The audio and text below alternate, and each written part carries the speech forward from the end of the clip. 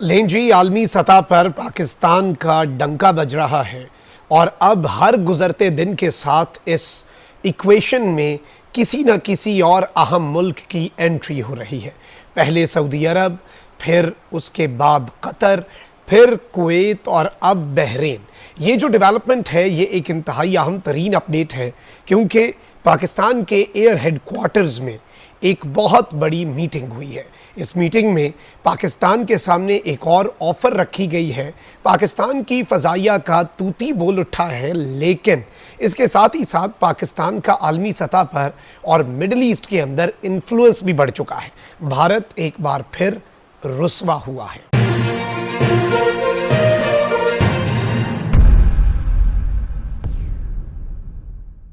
बिस्मिल्लाहिर्रहमानिर्रहीम, अस्सलाम वालेकुम। मैं हूं मखदूम शहाबुद्दीन। 10 जून 2026 बुध का दिन। नाज़रीन किराम, एक बहुत ही पॉजिटिव डेवलपमेंट है। इस वक्त पाकिस्तान की सरजमीन पर कुछ अहम तरीन ममालिक के जो मिलिट्री हेड्स हैं वो मौजूद हैं। एक जानब तो पाकिस्तान ईरान और अमेरिका के दरमियान मीडिएशन करवा रहा है। जब पाकिस्तान ने ईरान और अमेरिका के दरमियान सीज़ फायर का ऐलान किया था तो लबनान के सदर ने बराह रास्त पाकिस्तान के वज़ीर आज़म को पब्लिकली आकर रिक्वेस्ट की कि हमारा भी मसला हल करवा दें। फिर पाकिस्तान ने स्टैंड लिया। अमेरिका मुकर रहा था कि नहीं जी, लबनान इसराइल जंग बंदी तो डील का हिस्सा नहीं। पाकिस्तान ने कहा नहीं भाई, ऐसी बात नहीं है, ये डिसाइड हुआ था। फिर अमेरिका को लबनान और इसराइल में भी जंग बंदी करवाना पड़ी। लेकिन अभी रिसेंट मामलात आपको पता है कि किस तरह से बैरूत पर हमले का जवाब ईरान ने दिया है। इस सब में लबनान के आर्मी चीफ जो है वो पाकिस्तान आते हैं, और इसके साथ ही साथ एक और अहम तरीन अरब मुल्क जो है उसके मिलिट्री हेड का भी पाकिस्तान आना। अब लबनान एक डिफरेंट इक्वेशन है, ईरान एक डिफरेंट जगह रखता है जियो पॉलिटिक्स में, अरब्स अलग है, अमेरिका और चाइना भी मुखालिफ है, लेकिन पाकिस्तान परफेक्टली सबके दरमियान बैलेंस रखे हुए है और सबकी इज्जत और सबकी तरफ से प्रोटोकॉल भी इंजॉय कर रहा है और सबके काम भी आ रहा है। ऑब्वियसली इन रिटर्न पाकिस्तान के अपने भी इसमें बहुत से फ़ायदे हैं। मैं सारी डिटेल्स आपके सामने रखता हूँ, लेकिन अगर अभी तक आपने इस वीडियो को लाइक नहीं किया, लाइक ज़रूर कर दें।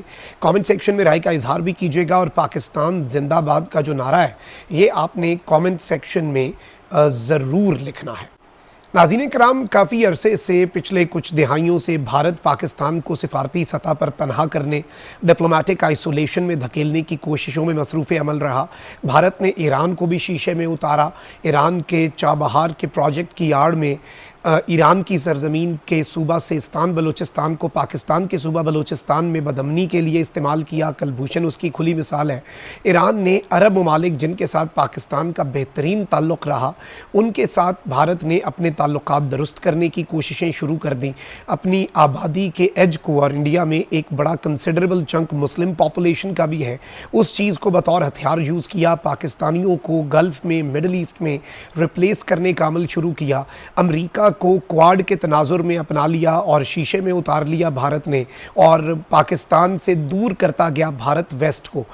सोवियत यूनियन के साथ पाकिस्तान की तल्ख यादें थीं, तो भारत ने वहाँ पर भी पाकिस्तान के ख़िलाफ़ और अपने मामलात दुरुस्त करने के लिए रूस के साथ ताल्लुकात बेहतर किए।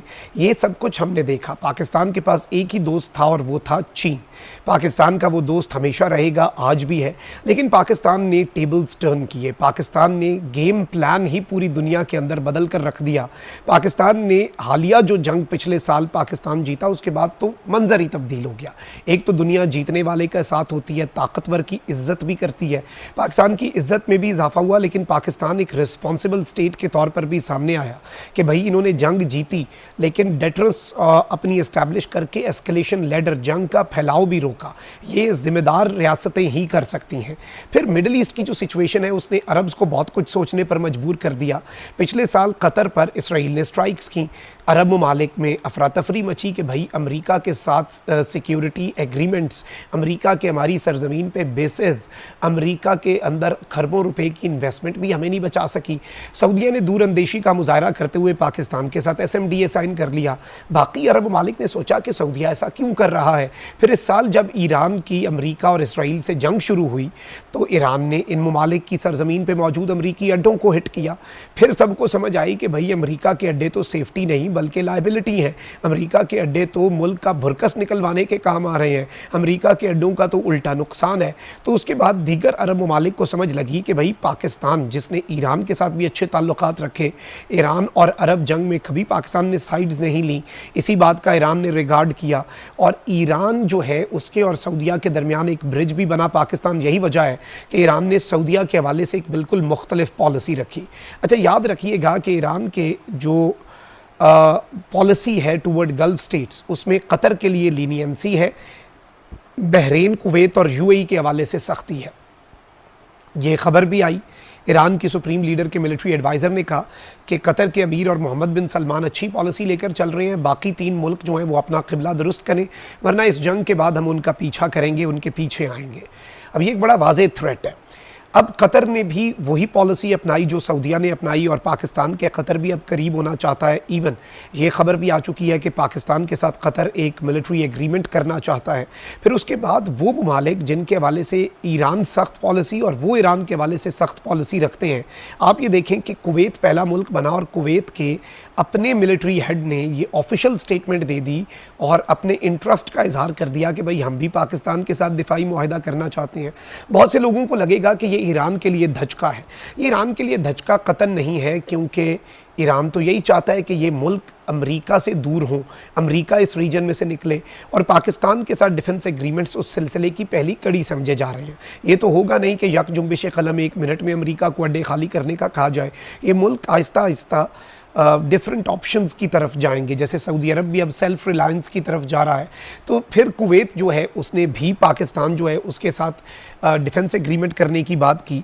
अब जो बड़ी खबर है नाज़रीन इकराम वो यह है कि बहरीन जो है, जहाँ पर आपको पता है कि अमेरिका की 5th फ्लीट जो है नेवी की, उसका हेडक्वार्टर भी मौजूद है। बहरीन के नेशनल गार्ड के कमांडर जो हैं वो पाकिस्तान आते हैं जी।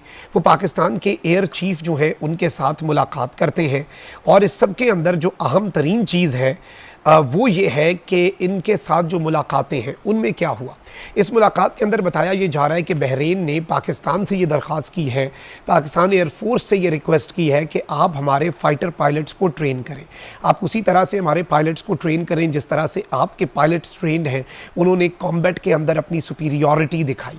इसके साथ ही साथ आप ये देखें कि एक ऐसे मौके पर जब इसराइल लबनान पर हमले कर रहा है और ईरान कह रहा है लबनान पर हमले रुके तो ही हम ये जंग रोकेंगे, लबनान के आर्मी चीफ पाकिस्तान आते हैं, GHQ पहुंचते हैं, उन्हें वहाँ पर गार्ड ऑफ ऑनर दिया जाता है। लबनान के army chief field marshal Syed Asim Munir से मुलाकात करते हैं। ऑफिशियल एलामिया क्या आता है जी? ऑफिशियल एलामिया ये आता है कि पाकिस्तान और लबनान अपनी डिफेंस टाइज़ बेहतर करने जा रहे हैं।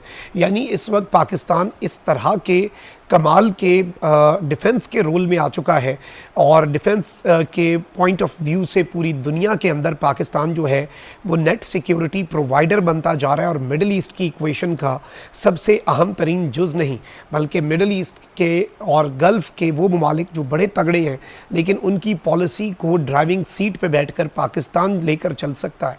और इसमें इवन एक ये पॉसिबिलिटी भी है कि पाकिस्तान के साथ जो ममालिक डिफेंस एग्रीमेंट्स करें, पाकिस्तान फैसिलिटेट करे कि उनका और ईरान का भी कोई मुआहिदा हो जाए, ताकि ना वो ईरान के ख़िलाफ़ अपनी सरजमीन इस्तेमाल होने दें, ना ही ईरान जो है वो अपनी सरजमीन से इन ममालिक के ऊपर कोई हमला करे। तो ये भी एक पॉसिबिलिटी जो है ये अंडर डिस्कशन है। लेट्स सी ये मामला कहाँ पर जाकर रुकता है। लेकिन बहरीन की तरफ से ये कहना, एक तरफ भारत की रुसवाई है तो वहीं दूसरी जानिब पाकिस्तान एयरफोर्स के लिए, पाकिस्तान के लिए एक फ़ख्र की बात है। अपना बहुत ख्याल रखें। अल्लाह निगहबान। पाकिस्तान जिंदाबाद।